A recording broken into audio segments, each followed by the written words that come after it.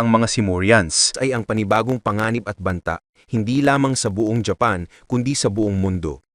Bukod sa paggamit nila ng jujutsu, may kasamang Sukuna level threat din sa kanila. Kinamay ng ating mga bida ang sitwasyon at naaalarma sila dahil wala pa silang kakayahang na humarap sa ganitong level ng kapangyarihan. Ngayon, lumabas na ang full Chapter 3 ng JJK Modulo at matutunghayan natin ang isang matinding revelasyon at pangyayari na magsisilbing foreshadowing sa mga susunod na kabanata. Isang refreshing chapter ito na may halong emosyon at surprising elements. Kaya naman this is Mr. AI Anime at wag na nating patagalin pa. Let's go! Ang pamagat ng chapter ay Swimming in the Forest at nagsimula ito sa mga eksena ni Usame at Tsurugi na naglalakad. Sabi ni Usame, isang man-eating shark daw ang nagpagala-gala ngayon. Sagot naman ni Tsurugi, mukhang inassign sila para patayin ito. Tanong ni Uta, pating ba? Trabaho naman niya ng gobyerno, bakit sila ang humandel? Tinanong naman ni Tsurugi kung kailangan ba talagang magpadala ng mga sorcerers. Sagot ni Usame na mataan daw ang pating sa Gifu.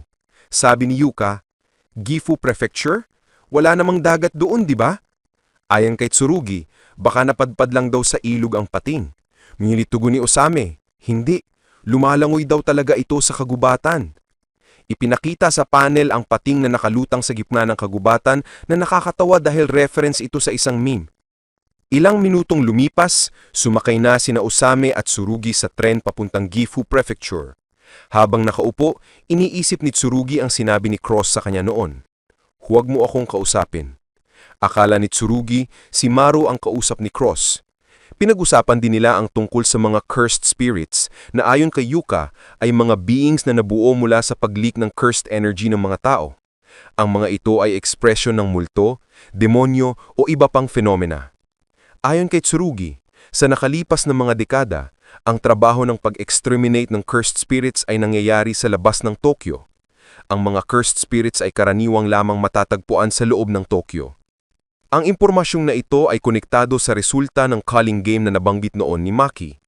Ayon kay Maki sa Chapter 270, kahit tapos na ang calling game, dahil inannounce na ang cursed spirits ay nag-a-appear lamang sa Tokyo, naggaga ang ibang cursed spirits doon.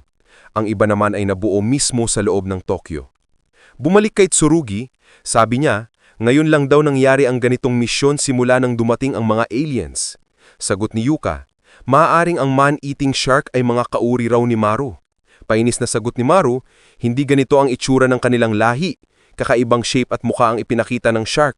Dagdag niya, hindi rin daw sila kumakain ng tao.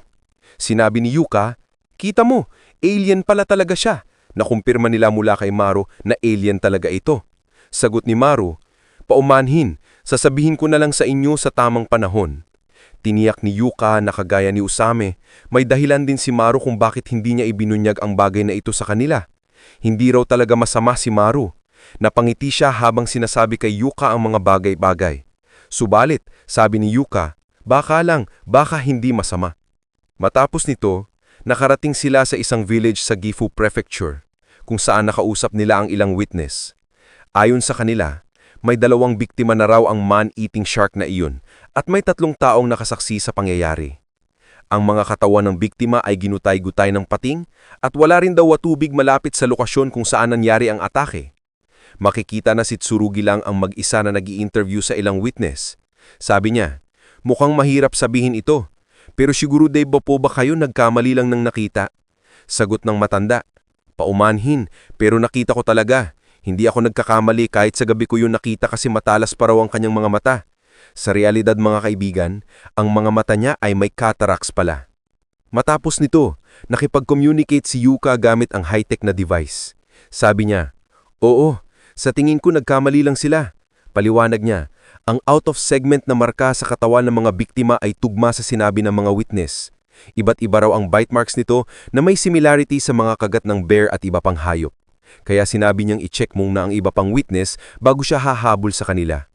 Sabi ni Tsurugi kay Maru, narinig mo ang sinabi niya? Napaisip si Maru. Dagdag pa ni Tsurugi, sana ginagawa niyo rin ang bagay na ito dito sa Japan. Tanong ni Maru, ano bang ibig mong sabihin dito? Inala ni Tsurugi ang sinabi sa kanya ng K-Racer noon, tila nagsisimula ng invade ang mga aliens dito. Kaya sinabi niya kay Maru, ang tinutukoy ko ay kung naggigive na ba kayo dito ng patago. Gumulat si Maru sa sinabi niya at sa isip niya, yan na nga raw ang bagay na sinusubukan niyang tigilan hanggat maaari. Kaya sinagot niya si Tsurugi, at paano ka pa ngayon? Ganito ba talaga ang morality ng mga tao na nakikipag-usap sa mga alien sa ganitong paraan? Sagot ni Tsurugi, kakaiba ka talaga at saka pa talaga nanggagaling yung mga salitang iyon coming from a being na bigla na lang dumating dito sa Earth? Nainis si Maru at pinaliwanag, hindi naman kami pumunta rito dahil ginusto namin. Barang napilitan lang pala talaga sila sa pagpunta sa Earth, judging from the info na ibinigay nila. Mga refugee sila, mga kaibigan. Dagdag niya, bakit parang bigla ka na lang nagagalit dito sa akin? Ano ba ang bagay na nagustuhan mo sa akin? Sumigaw si Tsurugi. Mga sorcerers kami kaya anytime ay pwede kaming mamatay sa bawat misyon. Pero ang ayoko lang, mamatay ako kasama itong bobong pabigat lang sa akin. Sagot ni Maru, ang paraan ng pananalita mo sa akin ay kagaya ng kakambal mo. Dagdag ni Tsurugi, hindi ko alam kung anong klaseng curse technique ang ginamit mo noon, pero bakit mo iyon ginamit simula pa lang? Sabi ni Maru, sinabi ko na sa inyo na binigyan ako ng utos na huwag makialam sa inyo. Sabi ni Tsurugi, so ang utos ay mas importante sa iyo kaysa sa buhay ng isang bata?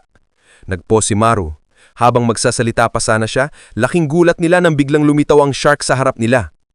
Naghanda si Tsurugi at sinabing, tumabi ka.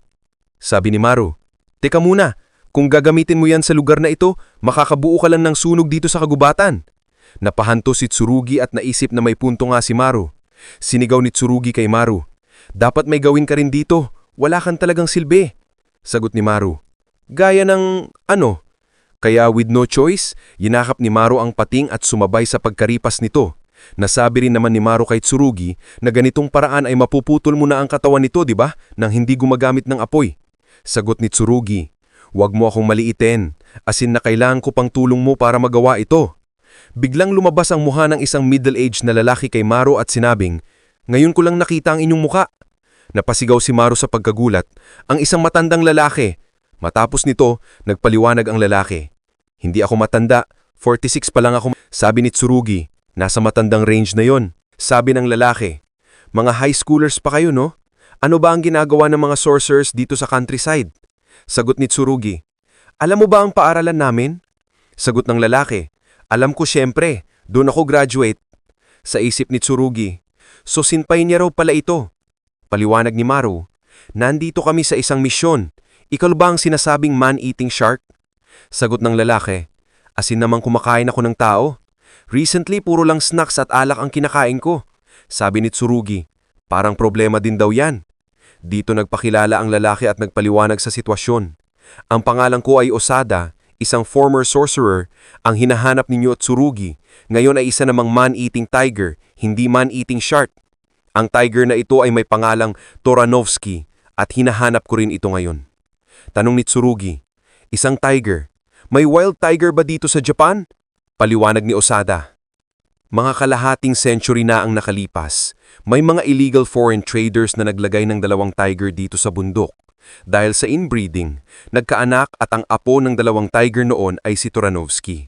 Isang matalinong tiger na kahit bata pa ay nakakaintindi agad non-verbally, kahit eye-to-eye contact lang. Subalit dahil sa paranormal fund, ang solar system dito sa labas ay nawala ng energy at hindi gaanong gumana. Dahil luma na rin, ni-repair ito kaya gumana ulit na parang bago. Ang additional heat na pinoproduce ng solar power na ito ay nagpatuyo ng mga ilog sa gubat. Kung wala ang tubig sa ilog, ang mga buhay sa gubat ay mawawalan ng main source of energy at magre-relocate. Dahil dito, wala nang madalas na nakikitang pagkain si Toranovsky kaya bumaba siya ng bundok upang maghanap ng tubig at mga hayop na kakainin. Ito ang dahilan kung bakit nakita siya ng mga tao ayon kay Osada. At kung bakit kailangan niyang pigilan si Toranovsky. Paliwanag ni Osada, ang curse technique niya ay isang science-based summoning technique. Tulad ng Ino, kung saan nagagamit ang ability ng sinasapian nilang nilalang. Baka nga ang taong ito ay anak pa ni Aino. Matapos niyan, sabi ni Tsurugi na hindi niya biniblame ang mga locals. Parang si Osada lang daw ang pinagbintangan sa sitwasyon mayon, kasi siya lang ang lagpagulo. Sabi naman ni Osada, still, hindi ko papatayin si Toranovsky. Gusto ko lang itong i-rescue. Sagot ni Tsurugi, ang mga nilalang na nakapatay na at nakatikim ng laman ng tao ay dapat patayin. lalo na ang mga hayop na nakapag-develop ng taste sa human flesh. Sabi ni Osada, alam ko iyon, pero may sariling rasyon din ako. Dahil sa mga tao, bumaba si Toronovsky sa bundok. Ngayon, papatayin lang ito dahil mismo sa ginawa ng mga tao. Ang bahay ko ay malayo sa area ng mga villagers, pero lumalapit pa rin sila rito. Sabi ni Tsurugi, sinasabi mo ba na balak mong bantayan ng tigre habang nasa bahay ka? Sagot ni Osada, ako'y sorcerer bata, ang pagbabantay ng isa o dalawang tigre lamang ay maliit lang sa akin. Sagot ni Tsurugi, hindi yan pwede. Tugon ni Osada, kung pag-uusapan lang ang pag-iingat sa ecosystem, matagal ko na sana ang pinatay ang mga grandparents ni Toronovsky. Pero pinili kong makipag-coexist at hanggang ngayon hindi magbabago ang desisyon ko. Nang nasabi iyon ni Osada, iniisip ni Maru, coexistence. Kaya sabi niya kay Tsurugi, sige na Tsurugi. Sagot ni Tsurugi, hindi yan mangyayari. Paano ba magte-take responsibility si Osada kung sakaling papatayin muli ang tigre? Sagot ni Osada, kung mangyayari yan, sinasabi mo ba na dapat ako mag-commit ng seppuku o magpakamatay sa pamamagitan ng pagsaksak at paghiwas at yan nito? Paliwanag ni Tsurugi, ang sinasabi ko lang, kahit sino pa ang mapatay muli ng tigre, hindi ito magbibigay ng benepisyo sa mga pamilyang naulila. Sagot ni Osada, tapos na ang diskusyon natin, malapit lang siya. Isang salita lamang ang nagpataka kay Tsurugi. Maya-maya mabilis kumilos si Osada at iniisip niya, ano ba sa tingin mo ang rason kung bakit ikinonjure ko ang nilalang na shark? Dahil sa matalas nitong pang-amoy sa dugo. Kaya ang isinamosang pahayop gamit ang science technique ay isang shark para maamoy ang dugo ni Toronovsky. Paliwanag niya. Habang hinahanap si Toronovsky, napansin niya ang bakas ng dugo sa puno. Sabi niya sa sarili, oo nga no, isang matalinong tigre ito simula pa nung maliit. Ngulit sa paglingon niya ay inatake siya ni Toronovsky. Dali-daling kumilos si Osada at sumigaw, oy, tandang Osada! Dito na nag-take charge si Tsurugi at napaatras ang tigre. Makikita rin ngayon na iniinda ni Osada ang sugat. Sabi ni Maro kay Tsurugi, teka muna Tsurugi. Sagot ni Osada, hindi, ayos lang yan, hayaan mo lang siya. Makikita na naghahanda na si Tsurugi. Kaharap niya ang napakalaking tigre na si Toronovsky. Wala pang umatake habang si Tsurugi ay naghihintay. Kinumusta ni Maru si Osada na ngayon ay inaalala ang unang pagkikita nila ni Toronovsky. Sabi ni Maru, mag-isa ka pala noon. Nagulat si Osada dahil nasa isang distansya lang ang ina ni Toronovsky noon. Sabi niya, napansin ko yun. Well, ang mga magulang ay unang ang namatay. Pero ang pagiging mag-isa ay hindi naman masama. Siguradong mas magpapalakas ito kay Toronovsky. Sabay hinawakan ni Maru si Toronovsky at sinabihan nito na kung sakaling malaman nito ang gagawin sa hinaharap, pwede itong bumalik sa kanya. Subalit sa paglipas ng panahon nang lumaki na si Toronovsky at muling bumalik sa kanyang area, inisip ni Osada na baka may tsansa pa. Ngunit wala siyang nakita. Ang tigre ay nag-iba na at hindi na ito matutulungan pa mayon.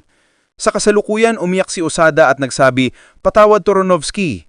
Sabay sinabihan niya si Tsurugi na siguraduhin mo lang na hindi na siya magdudusa pa pakiusap. Sabay umatake si Toronovsky at dito na ginamit ni Tsurugi ang kanyang katana. Naririnig ang pagbagsak ng tigre. Matapos nito makikita si Maru na nakatutok sa patay na tigre. Humingi naman si Osada ng paumanhin kay Tsurugi na siya pa rin ang inutusan na tapusin ng tigre. Sagot ni Tsurugi, ginagawa ko lang ang aking trabaho. Dagdag ni Osada, isa ka talagang sorcerer. Nalapitan naman ni Tsurugi si Maru na tila nalulungkot. Nagulat siya nang nagsalita si Maru, inassign daw ako dito para kumuha ng impormasyon sa inyo upang matukoy kung kaya naming makipag-coexist sa mga Earthlings o hindi. Idinagdag ni Maru na ang kanyang teknik ay nakashare sa kanyang kakambal kaya pwede lamang itong gamitin sa emergency. Nang nabanggit ng kanyang kakambal, na-realize niya na iyon pala ang kakambal ni Maru na nakausap niya noon. Paliwanag ni Maru, kung gagamitin niya ang kanyang curse technique, malalaman ito ng kanyang kakambal kaya nagdadalawang isip siyang gumamit nito upang hindi isipin ng kanyang kakambal na nalagay siya sa panganib at baka magbago ang impresyon nito sa mga Earthlings. Hindi niya sanadya na magmumukha siyang walang pakialam sa buhay ng isang bata noon kaya hihingi siya ng paumanhin. Umupo si Tsurugi sa tabi ni Maru at nagtanong, allowed ka ba talagang ibunyag ang impormasyon na yan sa akin? Maru, hindi. Pero maa-appreciate ko kung itatago mo. Tsurugi, kung ganun, bakit mo binunyag sa akin? Maru, gusto kong makisama at maging kaibigan nila at sila ng mga Simurians o aliens ay medyo nalalayo. Gaya ng tigre, kaya rin nilang makipag-communicate sa salita, kaya gusto kong gamitin ito para ipakita kung sino talaga ako at sino sila bilang mga aliens. Sa isang damo lumabas ang isang maliit na tigre, maaring anak ni Toronovsky. Naghanda na si Tsurugi. Nakabahan naman si Maru at sabi, "Tsurugi!" Makikita si Osada na nakuha ang atensyon sa pagsigaw ni Maru. Ngumit kinuha lang ni Tsurugi ang tigre at ibinigay ito kay Osada. "Tsurugi, huwag mo na siyang pakawalan." Inakap ni Osada ang tigre habang umiiyak at sumagot, "Oo." Tinanong ni Tsurugi kung ayos lang ba ito. "Tsurugi, hindi na importante. Wala pa ring nakakaalam kung ano ang mangyayari sa tigre at kay Osada sa hinaharap. Ganon din sa mga Simurians at Earthlings. Malalaman na lang natin sa future." "Maru, oo, tama ka." Matapos ito, nakausap na ni Yuka ang mga matatandang witness habang ino-offeran ng tsaa. Sabi niya, "Isa na! Nakikita ko talaga ang sarili ko sa iyo noon." Sabi pa ni Yuka, "Mukhang kailangan ko na pong umalis." Isang wholesome, nakakatawa at magandang chapter ang natunghayan natin, simple ngulit may deep and meaningful dialogues na maaring mag-foreshadow ng future conflicts. Sa parte ng Simurians, makikita na ang gusto lang makipag-coexist sa mga Earthlings ay si Maru. Ano kaya ang mangyayari kung sa pagdating ng panahon ay magdedeklara ng all-out war ang mga Simurians? Excited na talaga ako sa mga susunod na chapter. Dito nating tatapusin ang video sa last panel. Kung nagustuhan nyo ang video, follow and subscribe for more videos. Maraming salamat. This is Mr. AI Anime. See you guys again on my next video.